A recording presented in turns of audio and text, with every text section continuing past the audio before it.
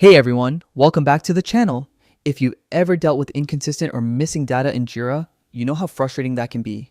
Today, I'm breaking down a super important skill every Jira admin or team lead should know: how to make any field mandatory in Jira. This is your full guide, and by the end of this video, you'll be able to enforce clean, accurate data across your whole project. Let's jump in. First, start inside Jira on your main dashboard, the Your Work page. From here, choose a project where you want to enforce a required field. Remember, each project has its own configuration, so the changes you make here will apply only to this specific project. Once you're inside the project, look at the left sidebar and click Project Settings. This is basically your project's control center. Everything related to issue types, workflows, fields, and permissions lives here.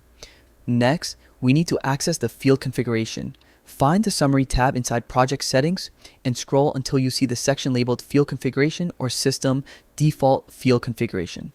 This is where Jira controls how every field behaves. Click Actions and then select Edit Fields. Now you're inside the editor where you have full control over field properties. From here, locate the field you want to make mandatory. You can scroll manually or just use the search bar. For example, type Approver. Once you find it, click Edit next to that field. If needed, you can also update the field description. This helps users understand exactly what should be filled in, especially for custom fields. Add a quick clarification and click Update to save. Now, for the main step, toggle or select the required option. Once you do this, Jira will force the field to be filled out whenever someone creates or edits an issue. No more missing information, no more incomplete forms, just clean, consistent data. Finally, confirm your changes by going back to your project and testing it.